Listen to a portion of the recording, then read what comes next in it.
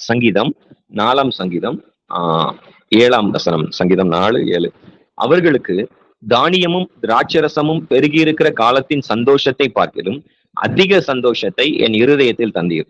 இந்த இடத்துல தாவீது சொல்வாரு, அவர்களுக்கு அப்படின்னா உலகத்தின் மக்களுக்கு தானியமும் திராட்சரசமும் பெருகி இருக்கிற காலத்தின் சந்தோஷத்தை பார்க்கிலும் அதிக சந்தோஷத்தை என் இருதயத்தில் தந்தீர். அப்படின்னா உலகத்துல ஒவ்வொருத்தருக்கும் ஒவ்வொரு சந்தோஷம். சில பேர் நல்ல பதவியில இருந்தா சந்தோஷப்படுவாங்க, சில பேர் நிறைய பணம் இருந்தாதான் சந்தோஷப்படுவாங்க. ஒவ்வொருத்தருக்கும் ஒவ்வொரு சந்தோஷத்துக்கு அடிமையா இருப்பாங்க. அதனாலதான் தாவீது சொல்வாரு, அவர்களுக்கு அந்த தானியமும் திராட்சரசமும் உண்டாயிருக்கிற காலத்தின் சந்தோஷத்தை பார்க்கலாம். அவங்க உலக பிரகாரமா எந்த சந்தோஷத்தை அவங்க என்ஜாய் பண்றாங்களோ அதை காட்டிலும் அதிக சந்தோஷத்தை நீங்க எனக்கு தர்றீங்க.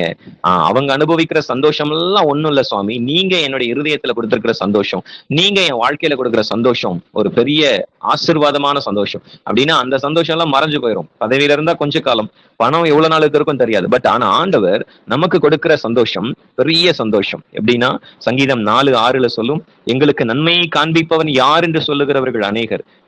என் கர்த்தாவே உம்முடைய முகத்தின் ஒளி எங்கள் மேல் பிரகாசிக்க பண்ணும். அப்படின்னா உனக்கு நன்மை வராது, உனக்கு உன் குடும்பத்துக்கு நன்மை வராது, உன் பிள்ளைகளுக்கு நன்மை வராதுன்னு சொல்ற ஒரு கூட்டம் நிறைய இருக்கு சுவாமி. ஆனாலும் அப்படியெல்லாம் சொல்ற ஒரு கூட்டம் இருந்தாலும் அதுக்கு மத்தியிலையும் எனக்கு ஒரு சந்தோஷம் இருக்கும். அதுக்கு மத்தியிலையும் என் இருதயம் சந்தோஷப்படும். அந்த சந்தோஷத்துக்கு ஒரே காரணம் நீங்க எனக்குள்ள இருக்கிறது, நீங்க என் கூட இருக்கிறதுனாலதான் அந்த சந்தோஷம். நல்லா கவனிங்க, பிசாசு நம்முடைய இருதயத்துல இருக்கிற சந்தோஷத்தை திருட நினைப்பான். நம்ம இருதயத்துல இருக்கிற சந்தோஷத்தை அவன் எடுத்து போட நினைப்பான். பைபிள் சொல்லுது, சந்தோஷமா இருங்கள், கர்த்தருக்கு சந்தோஷமா இருங்கள் என்று மறுபடியும் சொல்லுகிறேன். அப்படின்னா என்னன்னா, நம்ம சந்தோஷமா இருக்கணும் அப்படிங்கிறதுதான் ஆண்டவருடைய விருப்பம். பட் ஆனா ஏதாவது ஒரு விதத்துல நம்முடைய சந்தோஷத்தை திருடுகிறதுக்கு பிசாசு ட்ரை பண்ணுவான். ஆண்டவர் சீஷர்களை பார்த்து சொல்லும் போது, உங்கள் துக்கம் சமாதானமா மாறும்னு சொல்ல மாட்டாரு, உங்க துக்கம் சந்தோஷமா மாறணும். அப்படின்னா என்னன்னா, ஆண்டவர் துக்கத்தை சந்தோஷமா மாற்றணும்னு விரும்புறாரு. அதாவது தேவ பிள்ளைகள் எப்பயும் சந்தோஷமா இருக்கணும். எது இருந்தாலும் இல்லைனாலும், எது கிடைச்சாலும் கிடைக்கலைனாலும், ஒரு பிரேயருக்கு ஆன்சர் வந்தாலும் வரலைனாலும், ஃபர்ஸ்ட் நம்மளுக்குரிய பெரிய குவாலிபிகேஷனே சந்தோஷமா இருக்கிறது தான் தேவ பிள்ளைகளுக்குரிய பெரிய ஆசீர்வாதம். ஆனா பிசாசுக்கு நல்லா தெரியும், இவங்க கர்த்தருக்குள்ள சந்தோஷமா இருந்துட்டாங்கன்னா கர்த்தரை துதிக்க ஆரம்பிச்சிருவாங்க. அந்த பிரைஸ் அண்ட் வொர்ஷிப்பினுடைய ஸ்பிரிட் நம்மள ஆளுகை செய்யுங்கிறது பிசாசுக்கு நல்லா தெரியும். அதனாலதான் அவன் என்ன செய்வான், முதல்ல நம்முடைய இருதயத்தை சோர்வடைய பண்ணுவான், நம்முடைய இருதயத்தை வெறுமையாக்குவான், நம்மள்ட்ட இருக்கிற சந்தோஷத்தை எடுத்து போட பார்ப்பான். அதனாலதான் இயேசு சொல்றாரு, உங்களுக்குள்ள இருக்கிற சந்தோஷத்தை ஒருத்தனை என்ன செய்யக்கூடாது, எடுத்து போட்டக்கூடாது. அப்படின்னா யார் எடுத்து போடுவா, நம்மள்ட்ட ஆட்ட புள்ள கைவிட்டு யாரும் அப்படி இல்லை. மனுஷங்க நம்மளை ஹேட் பண்ணுவாங்க, நம்மளை நிந்திப்பாங்க, நம்மளை குறை சொல்லுவாங்க, நம்ம மேல பழி சொல்லுவாங்க. சோ இப்படிப்பட்ட ஒரு காரியங்களை வச்சுதான் நம்மள பிசாசு என்ன பண்ணுவான், நம்முடைய சந்தோஷத்தை திருடுவான். இப்ப இந்த சந்தோஷம் தாவீதுக்கு இருந்தாலும் தாவீதுடைய சந்தோஷத்தை திருடுறதுக்கு பிசாசு ட்ரை பண்ணும்போது, தாவீத பச்சைபால் கூட அவன் பாவத்துல விழ வைக்கும் போது முதல்ல தாவீது ஃபீல் பண்ணது ஒரு பெரிய காரியம் என்ன தெரியுமா, அந்த சந்தோஷம். நீங்க சங்கீதம் 51 எடுத்து வாசிச்சு பார்த்தீங்கன்னா தெரியும், இல்ல சங்கீதம் 51:8 இருக்கும், நான் சந்தோஷமும் மகிழ்ச்சியும் கேட்கும்படி செய்யும், அப்பொழுது நீர் நொறுக்கின எலும்புகள் களிகூறும். அப்படின்னா என்ன அர்த்தம், சந்தோஷமும் மகிழ்ச்சியும். அப்ப என்னை விட்டு ஒரு சந்தோஷம் போயிருச்சு, நான் பாவம் பண்ணதுனால ஒரு சந்தோஷம் போகுது, நான் பாவத்துல இருக்கிறதுனால ஒரு சந்தோஷம் போகுது, ஒரு பாவத்தை நான் டேஸ்ட் பண்றதுனால ஒரு சந்தோஷம் எனக்கு போயிருச்சு ஆண்டவரே, இப்ப நீங்க எனக்கு ஒரு சந்தோஷத்தை கொடுங்க, நான் சந்தோஷமும் மகிழ்ச்சியும் கேட்கும்படி செய்யும், அப்பொழுது நீர் நொறுக்கின எலும்புகள் களிகூறும், என் பாவங்களை பாராதபடிக்கு நீர் உமது முகத்தை மறைத்து என் அக்கிரமங்களை எல்லாம் நீக்கி அருளும் அப்படின்னு சொல்லிட்டு அவர் சொல்லுவாரு, உம்முடைய சமூகத்தை விட்டு என்னை தள்ளாமலும் உமது பரிசுத்த ஆவியை என்னிடத்திலிருந்து எடுத்துக்கொள்ளாமலும் வரும். அப்படின்னா என்ன தெரியுமா, ஒரு ஹோலி ஸ்பிரிட் உங்களுக்குள்ள இருக்கிற வரையிலும் அந்த சந்தோஷம் உங்களுக்குள்ள இருக்கும். ஆளுகை உங்க இருதயத்தில் இருக்கிறதுனால சந்தோஷப்படுவீங்க. உலக ஜனங்களுக்கு நான் சொன்னேன் அப்படிப்பட்ட சந்தோஷம் அவங்களுக்கு ஒரு விதமான சந்தோஷம், ஒவ்வொருத்தருக்கும் ஒவ்வொரு விதமான சந்தோஷம். ஆனா தேவ பிள்ளைகளா நீங்க இருக்கிறீங்கன்னா, கர்த்தரை வழிபடுகிற தொழுது கொள்ளுகிற பிள்ளைகளாக நீங்க இருக்கிறீங்கன்னா, உங்களுக்குள்ள எவ்வளவு ஹோலி ஸ்பிரிட்டுடைய ஆளுகையும் ஆதிக்கமும் அபிஷேகமும் இருக்கதான் அந்த சந்தோஷம் இருக்கும். அந்த பரிசுத்த ஆவியானருடைய ஆளுகை எப்ப உங்களுக்கு குறையுதோ, அதுல டிஸ்டர்ப் ஆகுதோ, இந்த சந்தோஷம் என்ன செய்யணும், உங்களுக்கு அப்படியே குறையும். அதனாலதான் தாவீது முதல்ல சொல்வாரு, நான் தப்பு பண்ணிட்டேன் சுவாமி, நான் பாவம் பண்ணிட்டேன், நான் உங்களுக்கு விரோதமா காரியங்களை செஞ்சுட்டேன், எனக்கு இப்ப ஒண்ணு நான் சொல்றேன், உங்களோட பரிசுத்த ஆவியை என்கிட்ட இருந்து நீங்க எடுத்துறாதீங்க. ஏன்னா இந்த பரிசுத்த ஆவியானவர் என்கிட்ட இல்லைன்னா என்னால சந்தோஷமா இருக்க முடியாது. அப்படி சொல்லிட்டு சங்கீதம் 51:12 சொல்லுவாரு, உம்முடைய இரட்சண்யத்தின் சந்தோஷத்தை திரும்பவும் எனக்கு தந்து உற்சாகமான ஆவி என்னை தாங்கும்படி செய்யும். அதான் இரட்சண்யத்தின் சந்தோஷம். அந்த வேலையில முதல்ல கிறிஸ்டியானிட்டில இது தேவை. என்னன்னா கர்த்தர் என்னை ரட்சித்திருக்கிறாருங்கிறதே ஒரு சந்தோஷம்னு பைபிள் சொல்லுது. அப்படின்னா என்னன்னா ஆண்டவரை நம்ம தெரிஞ்சு வச்சிருக்கோம், ஒரு சர்வ வல்லமை உள்ள தேவனை நம்ம பெற்றுக்கொண்டிருக்கிறோம், அவர் நமக்காக சிலுவையை சுமந்து ரத்தம் சிந்தனதை ருசி பார்த்திருப்போம். சோ இதுதான் நம்மளுக்கு சந்தோஷம். நம்ம என்ன பண்ணுவோம்னா கிறிஸ்டியானிட்டில பிசாசு ஒரு பெரிய ட்ரெண்டை கொண்டு வருவான். உனக்கு அது நடக்கல, இது நடக்கல, இது கிடைக்கல, அது கிடைக்கல, அவங்கள பாரு, இவங்கள பாரு, இப்படியே கம்பேர் பண்ணிட்டு அவங்களுக்கு எல்லாம் அந்த லைஃப் இருக்குல்ல, உனக்கு ஏன் கிடைக்கல, உனக்கு அதெல்லாம் உங்களுக்கு கிடைச்சிருக்குல்ல, உனக்கு ஏன் கர்த்தர் தரல, இப்படியே இந்த கம்பேர் பண்றதுல நம்மளுடைய சந்தோஷத்துல எடுத்து போடுறதுல ரொம்ப குறியா இருப்பான். அந்த காலை வேளையில ஆண்டவர் உங்களோட சொல்றாங்க, ஒருத்தர் கூட உங்க சந்தோஷத்தை திருடாதபடி பாத்துக்கோங்க. உங்களுடைய இருதயத்துல யாராவது உங்க நீங்க ரொம்ப உற்சாகமா இருக்கும்போது உங்களை ஹேட் பண்ற மாதிரி பேசுவாங்க, வார்த்தைகள் அள்ளி வீசுவாங்க. சோ நீங்க நல்லா தெரிஞ்சுக்கணும், உங்க சந்தோஷத்தை திருடுறதுக்கு பிசாசு ட்ரை பண்றான்.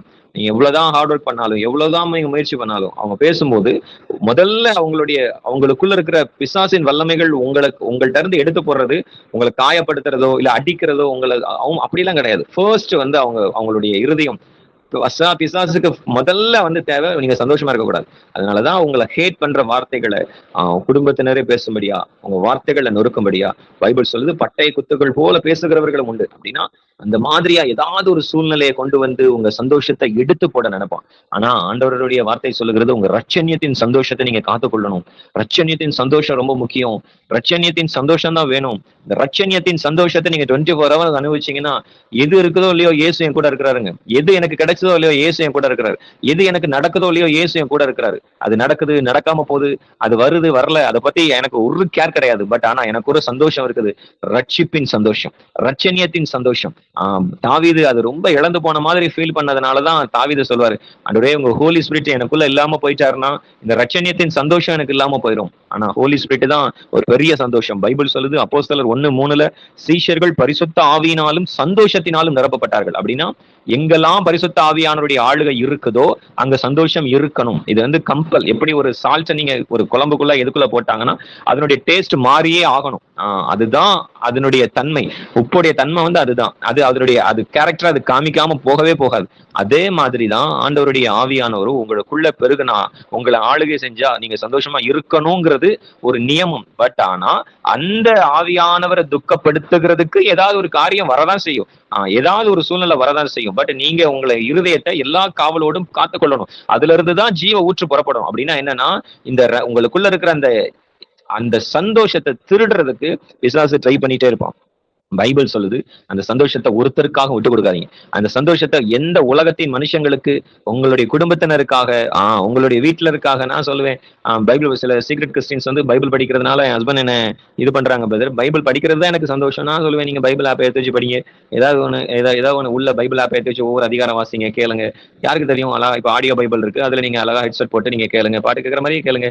சோ எதுக்காகவும் ஆண்டவருடைய ஆவியானவருடைய சந்தோஷத்தை ஒரு காலம் விட்டு கொடுக்க கூடாது.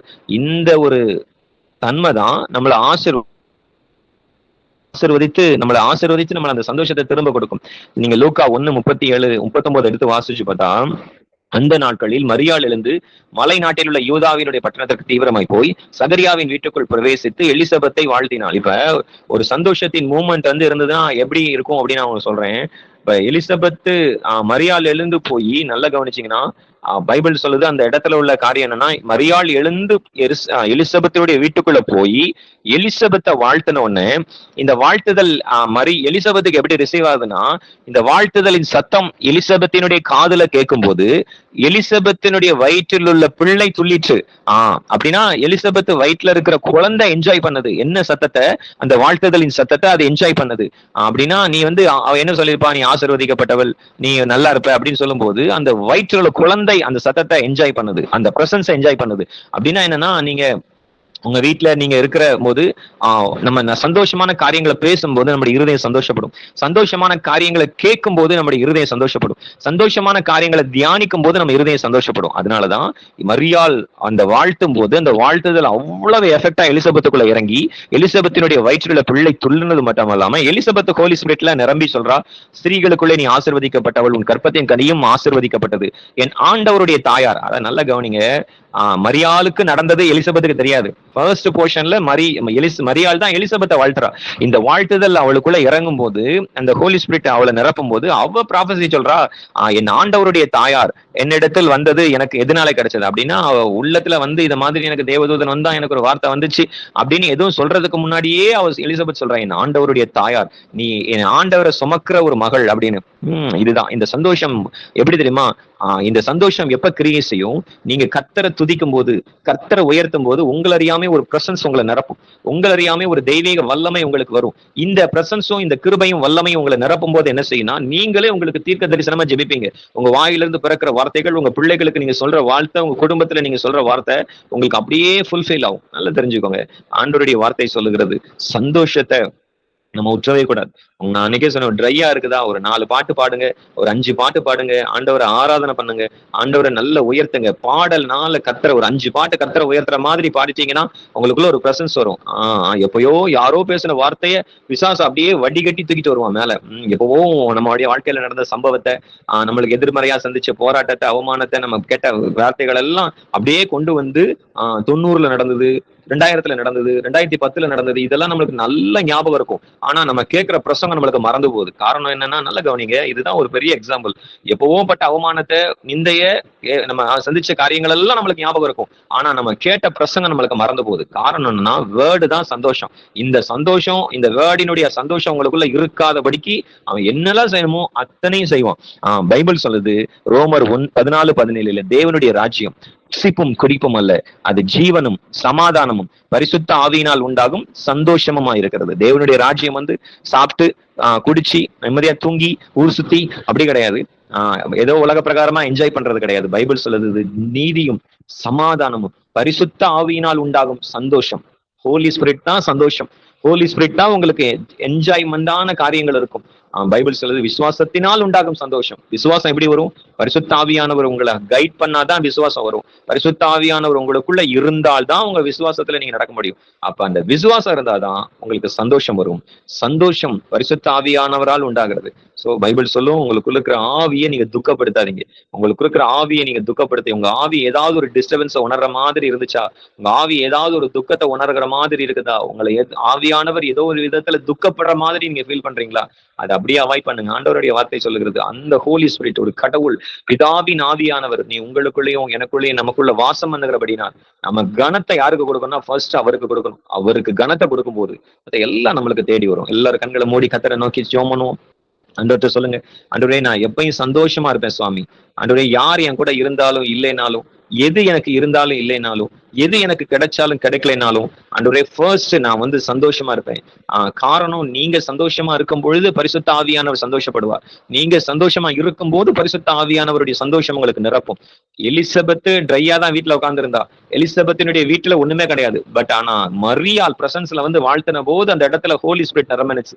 ஆண்டவருடைய ஆவியானவர் எப்ப கிரியை செய்வார்னா, சண்டை போட்டுட்டு இருக்கும் போது, யுத்தம் பண்ணிட்டு இருக்கும் போது, கவலையோட துக்கித்து எனக்கு ஏன் இதெல்லாம் நடக்குதுன்னு ஃபீல் பண்றதுனால ஆவியானவர் சந்தோஷப்பட மாட்டார்.